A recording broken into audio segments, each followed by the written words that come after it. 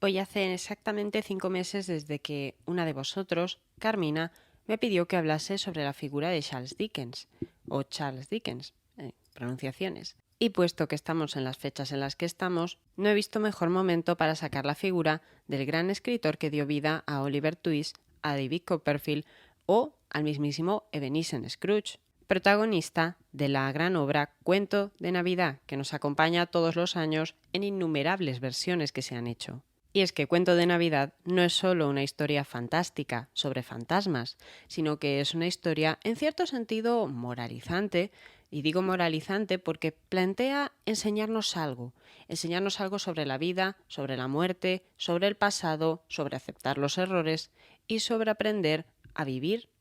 Básicamente es un cuento que habla de la vida. Y eso es lo que lo hace navideño, eso es lo que lo hace especial, pero también es lo que recubre en parte a Dickens de un halo de misterio, porque ¿quién fue este hombre? Que al parecer no tuvo una infancia fácil, pero tampoco un matrimonio fácil, aunque sí abundante en hijos. Un hombre que además, a pesar de no venir desde las más altas esferas, se convirtió en la mayor celebridad de su tiempo a nivel literario, utilizando un sistema de publicación para sus libros que no es que fuese la cosa más novedosa o que fuera el primer hombre en usarlo, pero sí fue uno de tantos autores de la época victoriana que contribuyó con ese gesto a que la gente de a pie pudieran financiarse sus propios libros y pudieran acceder a la literatura de una manera más sencilla de lo que había sido hasta ahora. Pero también es un sistema comercial que ayudaba a testear, comprobar las opiniones del público y a ir ajustando la historia a medida que se iba publicando. ¿Os interesa esta historia? Pues os animo a quedaros.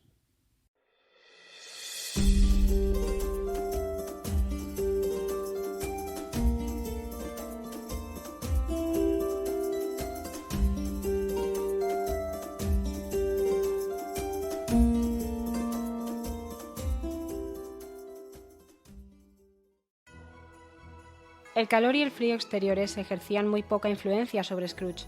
El calor del verano no le calentaba y el invierno más riguroso no llegaba a enfriarle. Ninguna ráfaga de viento era más desapacible que él. Jamás se vio nieve que cayera tan rectamente como él iba derecho a su objeto, ni aguacero más sostenido. Fragmento de Cuento de Navidad.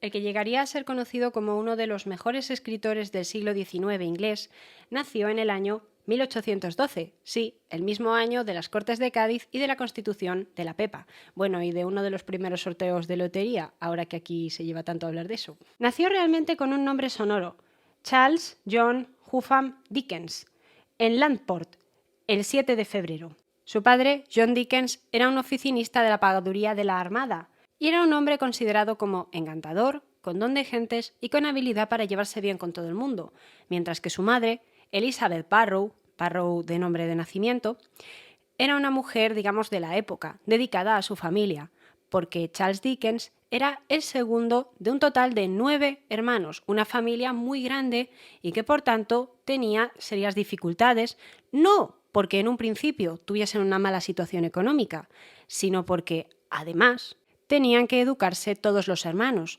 Por eso, en un principio, la educación de Charles no comenzó siendo del todo mala, al menos hasta que llega a los 5 años y la familia tiene que trasladarse a vivir a Kent, donde su padre va a continuar con una tendencia que llevaba arrastrando toda su vida, y era la del despilfarro. Su padre gastaba mucho, tenía muchas deudas y fue acumulándolas con el tiempo, y eso sumado a lo costoso, como os decía, de criar a una familia tan grande, termina pasando factura. Más todavía si además se rumorea que hay temas de bebida de por medio. De manera que el joven Charles Dickens, a partir de los 9 años, dejó de recibir una educación formal, una educación, digamos, aceptable, y comenzaría una labor de autoformación, es decir, que fue muy autodidacta, dejándose llevar por distintas cosas que le llamaban la atención y que podían estar al alcance de un niño de esa época, de mediados, bueno, principios realmente del siglo XIX, pero especialmente por las novelas. A Charles, desde muy niño, le interesó la literatura.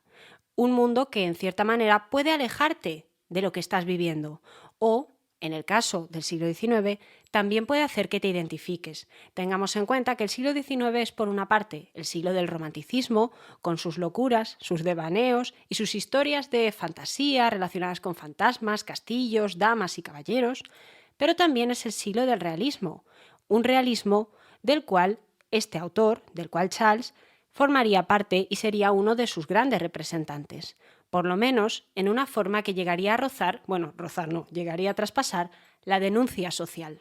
¿Denuncia de qué? Denuncia de la pobreza, denuncia de la injusticia, denuncia contra leyes bastante desagradables como la que os voy a explicar ahora.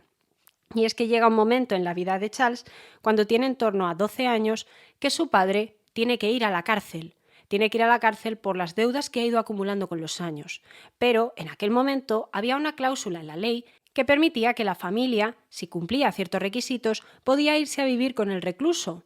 Por lo que podemos suponer que la cárcel de Marshalsea, especializada de alguna manera en deudores, en gente que debía dinero, debía de estar llena en aquella época.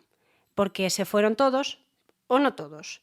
Charles, concretamente, por ser el varón de más edad, tuvo que quedarse fuera. Fue acogido en un hospicio conocido como Little College Street, que estaba regentado teóricamente por una mujer muy estricta, una mujer que podía llegar a ser un elemento, perdonadme la palabra, castrador para lo que es la imaginación de un niño, pero que no le quitó las ganas de seguir soñando y de seguir sumergiéndose en los libros que más le gustaban. Libros como Las aventuras de Roderick Random y Tom Jones, pero también libros como Robinson Crusoe, que todos conocemos mucho más, o, para los españoles muy especial, el mismísimo Don Quijote de la Mancha. Sí, este libro ya en aquel momento había cruzado fronteras. Y en ese momento de oscuridad dentro de su vida, Charles se va a aferrar a la literatura, como una manera de sobrevivir, como una manera de terapia, como una manera de salir adelante. En un mundo donde, para colmo, al cumplir los 12 años de edad, tuvo que ponerse a trabajar de forma seria.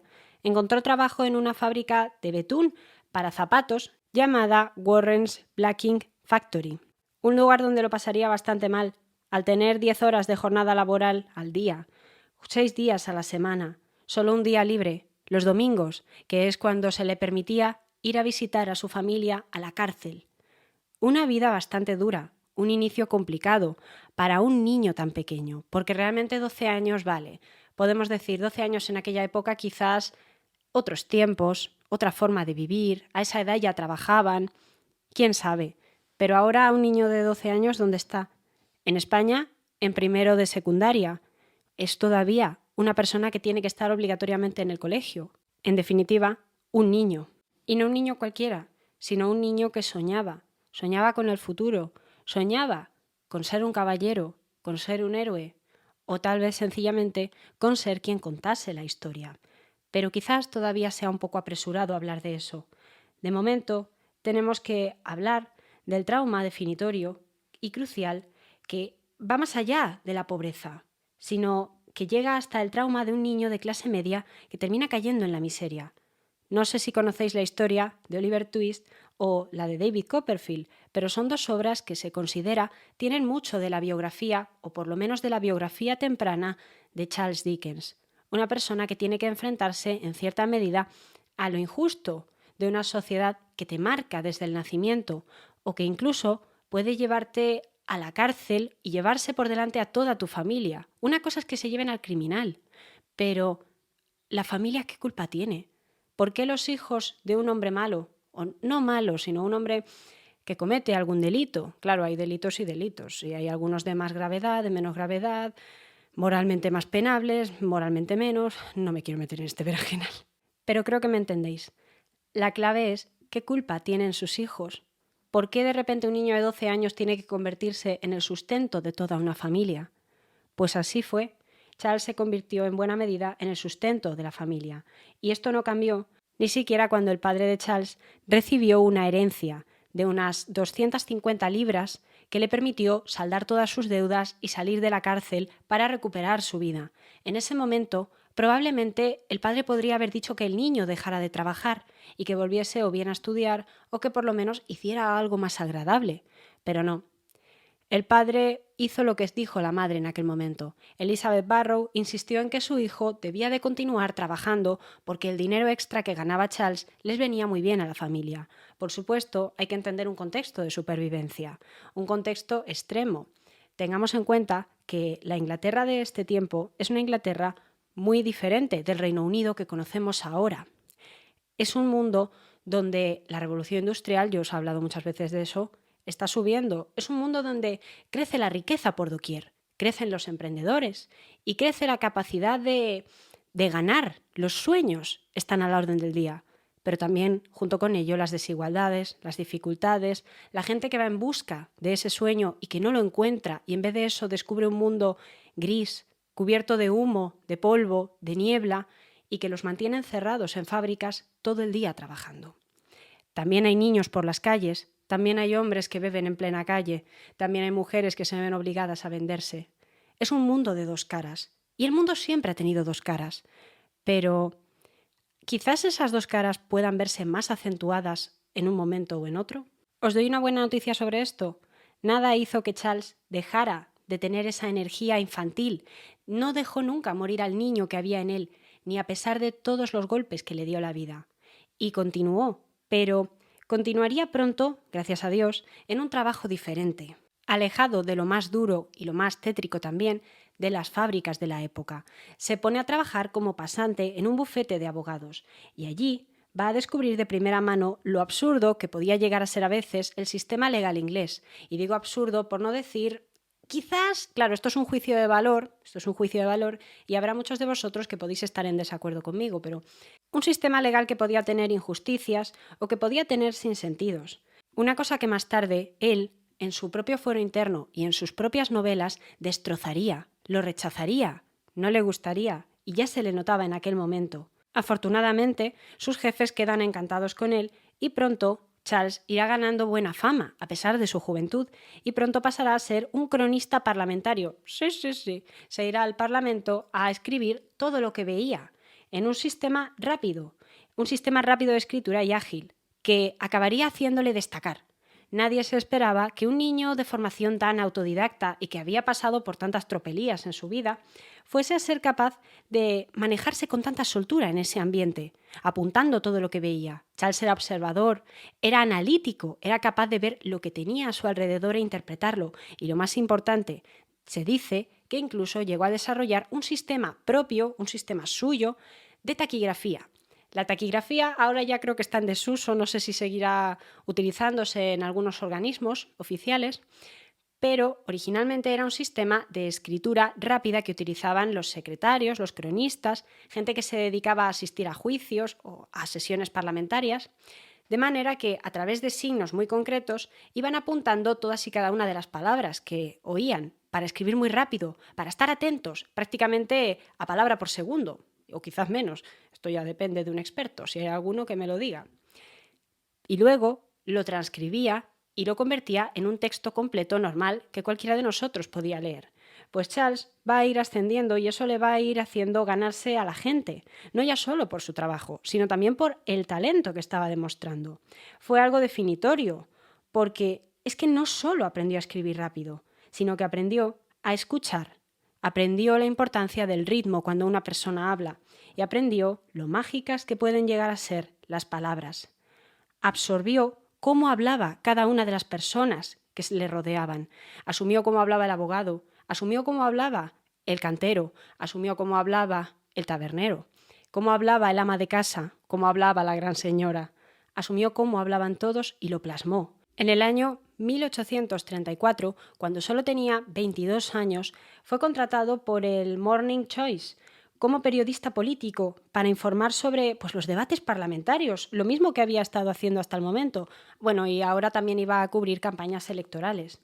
Y 2 años más tarde, quedaron todos tan encantados con su trabajo que todo explotó por los aires en el momento en el que publicó su primera obra, conocida como Los papeles póstumos del Club Pickwick, un volumen que se trataba de una reunión de algunos de los artículos que había escrito y a los que les habían dado cierta continuidad o cierto sentimiento, cierta relación entre ellos.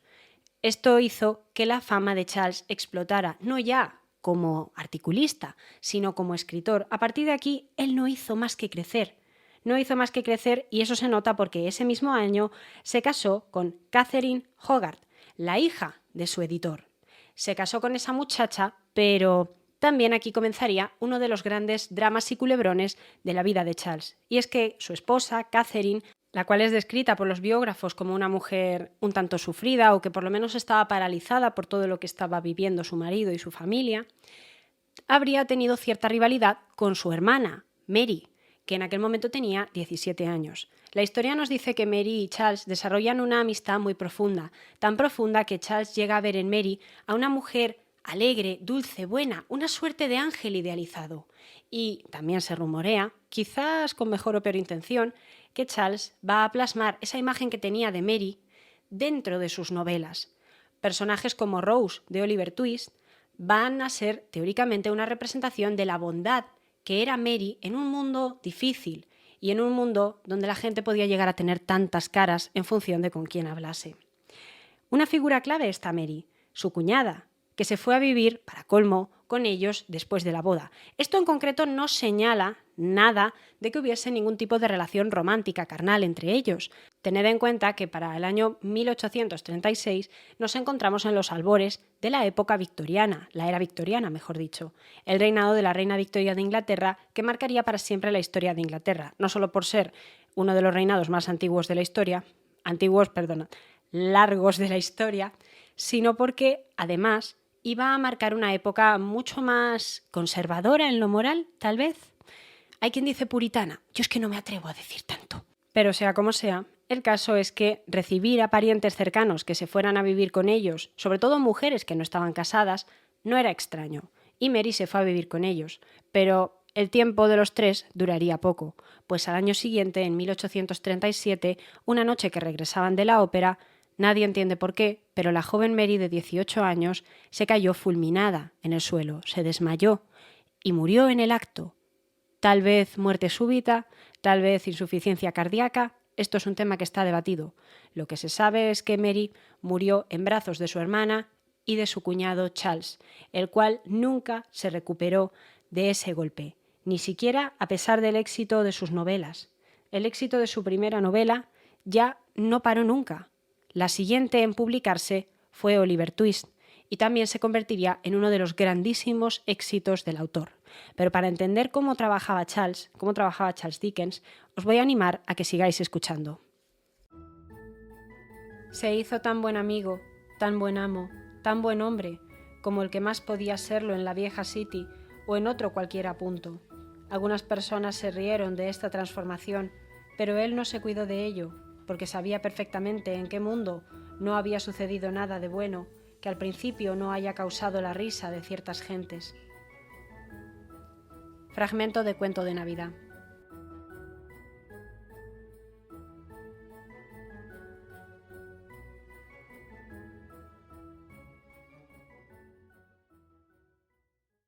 Con sus más y con sus menos, el inicio de la vida conyugal entre Charles y su mujer comenzó siendo agradable. 22 años de matrimonio que también tuvieron 20 embarazos para Catherine. 20 embarazos de los cuales sobrevivieron 10 niños. Mitad y mitad. Una lástima, pero también un reflejo de lo que era la época y, bueno, también de las dificultades que podían implicar llevar un embarazo a término. De entre los 10 niños que nacieron y que sobrevivieron, uno de los más famosos es Charles Dickens Jr., que llegaría a ser barón de Dickens y que, en cierta manera, tomaría el relevo de su padre en la dirección de algunas revistas o de algunos negocios familiares. Negocios como la revista All the Year Round, una revista que habría fundado Charles, porque Charles pronto se convertiría en una celebridad. Y aquí es cuando os voy a contar cómo funcionaba su modus operandi en el trabajo. Entre el año 1837 y 1870, año en el que muere Dickens, habrá escrito un total de 23 novelas y relatos cortos. 23, ni más ni menos, pero me podéis decir, no es demasiado, en comparación con los años, el rango de años. Pero lo fuerte viene cuando analizamos que esas novelas se publicaban entre 1 año y 2 años. Veréis, el sistema era muy simple y muy clásico, todos habremos oído hablar de él. Publicación por entregas. Una publicación donde tú en una revista, en un periódico o donde toque, publicabas un capítulo de la novela de forma semanal o de forma mensual, en función de cómo estuviese estipulado en el contrato. La publicación de historias con este sistema permitía varias cosas. De una parte, generaba expectación en el público. La gente esperaba ansiosa, tened en cuenta que en aquel momento no había radio, no había tele, y la gente, cuando sabía escribir, y en aquella época ya estaba avanzando la alfabetización, pues, ¿qué es lo que podían hacer para entretenerse? ¿Jugar, ir salvar o leer? Bastante fácil. Y las historias de Dickens pronto iban a hacer que la gente se planteara las cosas y que de alguna manera también reflexionaran sobre sus propias vidas, sobre su propia situación, tanto los de una clase como los de la otra, ¿eh? Aquí no nos equivoquemos. Dickens escribía para todos sin excepción. Pero también publicar por entregas permitía testear a la opinión pública. ¿Qué les parece la novela? ¿Cómo avanza la historia? ¿Qué opinan de este personaje? ¿Les gusta más? ¿Les gusta menos? ¿Cómo les gustaría que acabase? Y lo más importante, ¿están captando el mensaje que quiere transmitir el autor? Si es que quieres transmitir algún tipo de mensaje. Porque eso es una cuestión que Charles se llevaría a la tumba, saber qué es lo que realmente quería transmitir.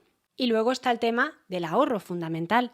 La literatura a través de este sistema era bastante más asequible para la gente.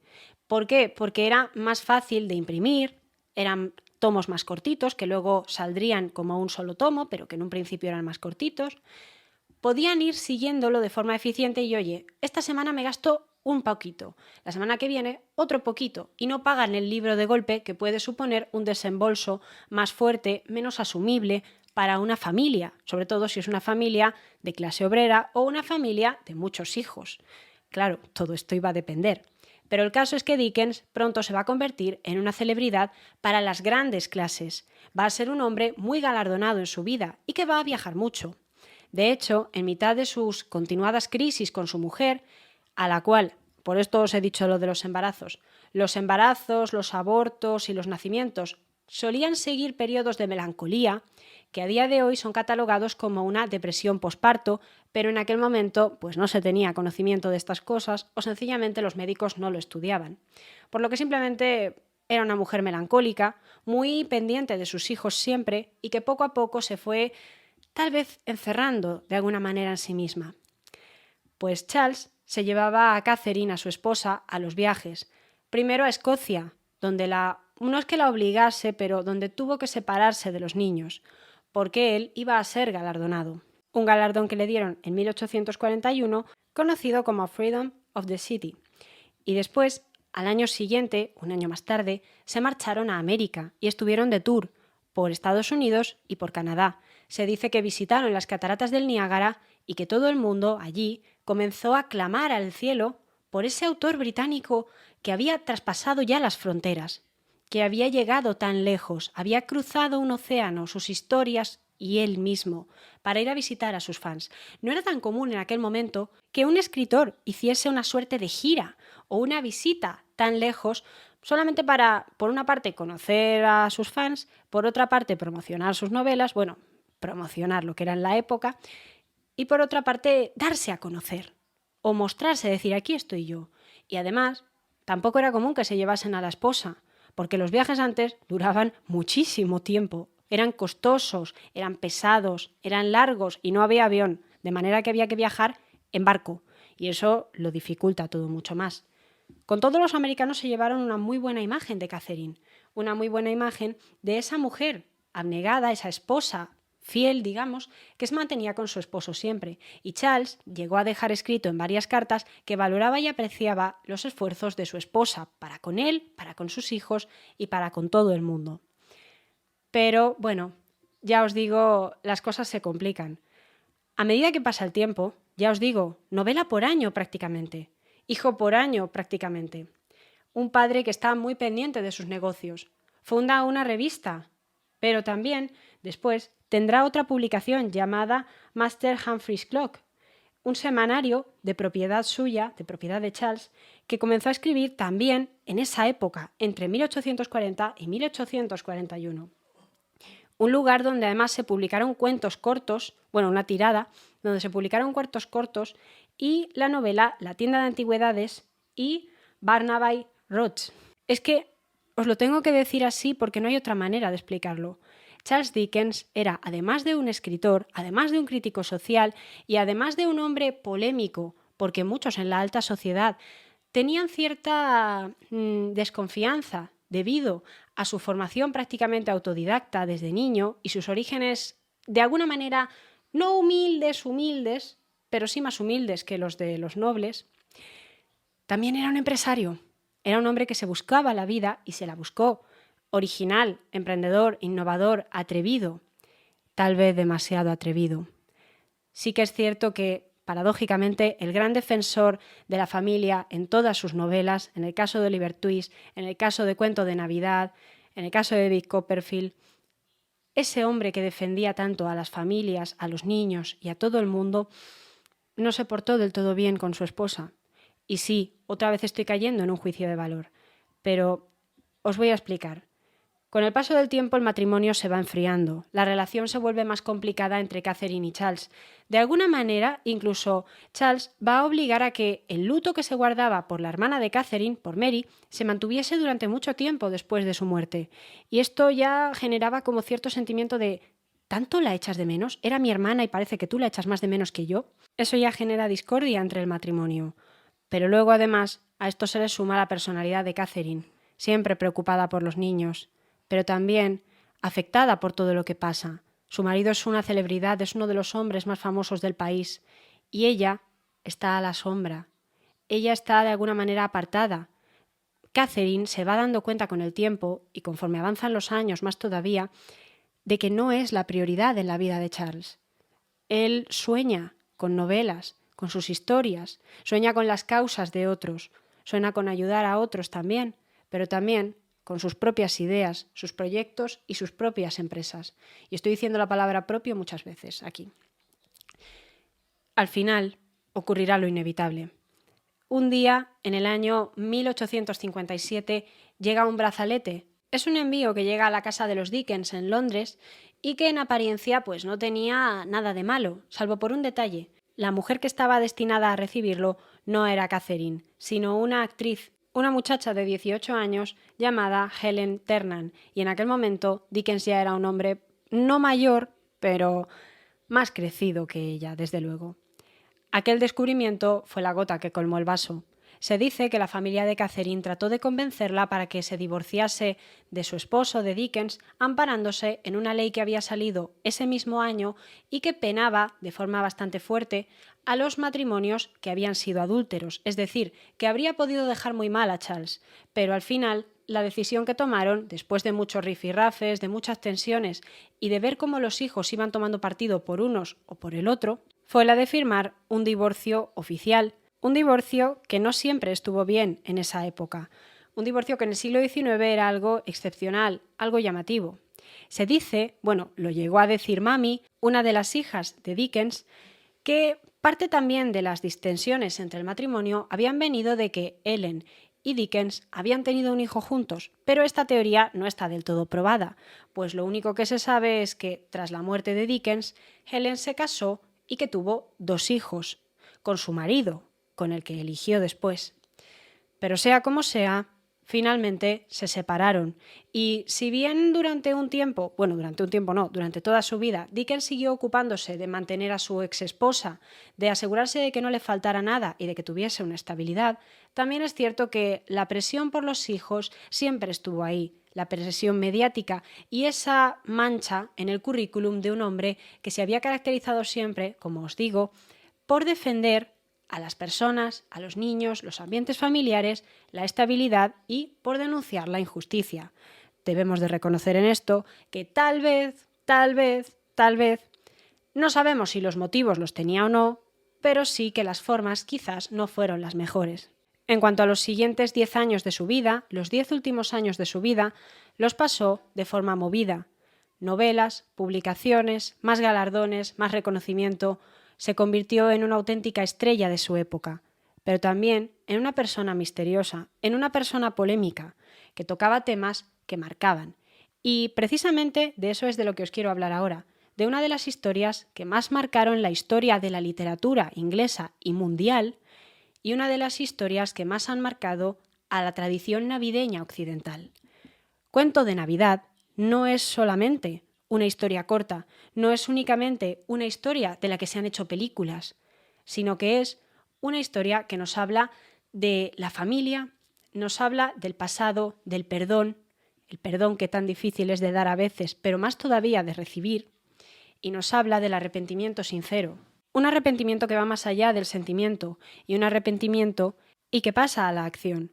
Scrooge, después de haber sido toda la vida un avaro, un hombre que se había ido corrompiendo, amargando, que se había ido volviendo egoísta y desconsiderado, tras la visita de esos 3 fantasmas de las Navidades pasadas, presentes y futuras, terminará cambiando de vida, dando un giro, terminará de repente abriendo los ojos y siendo consciente del mundo que le rodea. Quizás, a ojos de Dickens, Ebenezer Scrooge sea de alguna manera también ese hombre de la época que vivía siempre pendiente de los negocios. Él vivía siempre pendiente de los negocios. No se fijaba tanto en su alrededor. No veía lo mal que lo pasaba, por ejemplo, su propio socio, su empleado. Podía no ver el sufrimiento de un niño enfermo. Y simplemente pensaba que todo el mundo eran gandules, que la gente no trabajaba porque no quería, que las dificultades de la vida se las buscaba cada uno. Sin embargo, aquello con lo que no contó Scrooge, con lo que no contó Dickens tampoco, es con que a veces, precisamente, esos pensamientos te llevan a alejarte de las personas, te llevan a distanciarte de ellas y a convertirte en una especie de bicho, que sí, la gente puede sonreírle de cara al público, pero luego en privado todos le repudian, todos le rechazan y todos le consideran un personaje hasta cierto punto triste y desolado. Cuento de Navidad nos habla también sobre las segundas oportunidades. La gente decide perdonar a Scrooge porque ven que él va en serio, que él hace actos, que él trabaja por ganarse su lugar y que ahora va a demostrar cómo puede ser un hombre nuevo, puede ser un hombre diferente. Es un pensamiento que muchas veces nos ha recorrido a lo largo de la historia, pero también a lo largo de nuestras vidas individuales. ¿Existen las segundas oportunidades o no? ¿De qué depende que le demos una segunda oportunidad a otra persona que nos ha hecho daño? ¿De qué depende que nos la den o que nos la demos a nosotros mismos? Navidad, de alguna manera, es una renovación del año. En cierta manera, es a finales de diciembre, cuando termina el año y comienza el año nuevo. Un momento renovador, un momento de cambio, una nueva hoja de ruta, borrón y cuenta nueva, volver a empezar. ¿Cuántos de nosotros nos hemos propuesto apuntarnos al gimnasio este año? Comenzar a leer más, pasar más tiempo con los hijos o montar el viaje de nuestra vida, comenzar a ahorrar para ello. Propósitos, sueños, creencias, capacidad. También responsabilidad para la familia, para la comunidad, para la gente que nos rodea. Y también cuidar de nuestro futuro. Porque al final, también es cierto, esto no lo podemos negar, que lo que más aterra a Scrooge es el fantasma de las Navidades futuras. Creo que ya no pasa nada por hacer spoilers después de tantos años y de que Disney ya haya hecho una versión. Ebenezer Scrooge se aterra de pensar que morirá solo y que su final llegará y nadie se acordará de él. Y si se acuerdan, tal vez incluso sea para mal. Dejar un mal recuerdo es algo que nos aterra. Hay muchas celebridades, muchas personas que también han hablado en este sentido de dejar huella después de nuestra vida, que lo que dejes detrás de ti sea un poco más grande que tú, que sea algo bueno, que el recuerdo que dejes en otros sea para bien. Y este hombre lo que estaba viendo es que su recuerdo no iba a ser nada de eso. Es una historia triste, pero también una historia esperanzadora, una historia que nos advierte, cuidado con lo que hacemos, cuidado con cómo tratamos a los demás, cuidado con la responsabilidad que tenemos, porque aunque no lo parezca, también, hasta cierto punto, entendedme, somos responsables de cómo nuestros actos afectan a otros. Quizás no sea el espíritu navideño tradicional que podemos imaginarnos, que habla al final de la llegada, del nacimiento de Jesucristo, que habla de ese momento donde ponemos los pesebres, los árboles, ese profundo sentimiento cristiano. Es una novela que creo que habla más de lo que hay interno dentro de cada uno y de cómo una tradición, una fiesta señalada y marcada por la tradición religiosa, nos afecta a todos. No sé qué os parece esta idea, yo os animo a que si queréis me dejéis vuestras impresiones a este respecto Y me parece que con esto podemos dar por finalizada la vida de Charles Dickens, un hombre que murió en 1870 en Londres después de haber alcanzado la inmortalidad, la gloria, pero también de haber dejado ciertas huellas, ciertas complejidades en su vida que incluían desde una infancia difícil, una relación compleja con su madre, hasta una relación no más fácil con su esposa y con algunos de sus hijos, hijos que desarrollarían carreras varias. Una de sus hijas fue pintora. Su hijo mayor asumió en cierta manera su papel como cabeza de familia. Otros de sus hijos se fueron a la armada e incluso estuvieron en la expansión de Inglaterra por la India. Fue una familia grande la de los Dickens, una familia próspera y una familia que trascendió al patriarca que les dio nombre a todos. Pero es que el legado de Dickens es muy grande también para la sociedad. A día de hoy tenemos un museo de Charles Dickens en Londres, un museo en el lugar de nacimiento, es decir, en la casa donde él nació. El Museo Victoria y Alberto tiene muchos de los manuscritos oficiales, los manuscritos originales de sus novelas. También la Biblioteca Británica recibe las cartas que su mujer, Catherine, entregó del tiempo en el que eran novios y el tiempo en el que Charles le escribía cartas de amor. El motivo para hacer esto, para entregar estas cartas tan personales, dicen que lo que llevó a Catherine a hacer esto fue querer contarle al mundo, contarle a Reino Unido, contarle a Inglaterra, que su marido hubo un tiempo en el que la amó, un tiempo en el que la quiso, y que al final lo que vemos de resultado no nos habla siempre de todo el proceso que han atravesado para llegar hasta allí. La historia de ese matrimonio es dura, ¿eh? Bueno, todas las historias de ruptura de una relación bonita son duras. Y luego también estaría el legado de las estatuas. Estatuas tamaño real en Estados Unidos, en Filadelfia, pero también en Hampshire. Y es curioso porque Dickens dejó escrito en su testamento que no quería estatuas de ningún tipo, porque no quería ese tipo de reconocimiento concreto que suena casi como idolatría, pero sin embargo se le ha dado. También, para colmo, apareció en los billetes de 10 libras durante unos cuantos años, especialmente en los 90. Un detalle que, si me lo permitís, a mí me parece precioso porque me encanta coleccionar billetes, entonces me parece muy chulo. Y luego está el hecho de que en 2002 Dickens salió en una lista de estas de recopilación de personas famosas como el número 41 de los británicos más influyentes de toda la historia, y es una historia muy grande. Dickens es un icono. Dickens es inmortal. Todos los años salen ediciones nuevas, muy bonitas, decoradas, con motivos navideños, de cuento de Navidad. Todos los años nos aparecen las versiones de Disney y otras versiones que se han hecho a lo largo de los años. Muchas veces ni siquiera llamadas cuento de Navidad, sino que hay series donde cogen a un personaje especialmente polémico y le hacen atravesar esa idea, ese concepto de las tres fantasmas, ese concepto de la conciencia que viene a visitarte y que te viene a hablar de tu pasado, de tu presente y de tu futuro. Pasado, presente, futuro. Lo que existió, lo que vives y lo que nunca llegará, porque siempre vivirás en el presente. Y tú eres lo que hagas con tu presente y eres lo que haces la mayor parte del tiempo. Y con esto creo que podemos dar por finalizado el programa de hoy. Como siempre, espero que os haya gustado mucho, espero que no os haya decepcionado. Y como siempre, en esta tradición navideña, bueno, en este momento navideño, tenemos programas un poquito más ligeros que de normal. Yo espero que no os importe. En cuanto se pase la época navideña, volveremos a retomar los programas de 1 hora. Y espero que os haya gustado mucho a todos, pero en especial a Carmina, que me lo pidió hace ya, como os decía al principio, semanas. Pero, bueno, pues aquí estamos, ¿no? Os voy a pedir que me paséis también vosotros vuestras reflexiones de cuento de Navidad, porque estoy preparando ya el vídeo con las tradiciones de la lotería y me gustaría también saber qué opináis de este cuento tan clásico, tan original y tan que nos lleva acompañando toda la vida, ¿no? Así que nada, nos vemos la semana que viene, solo aquí en Relatos de la Historia.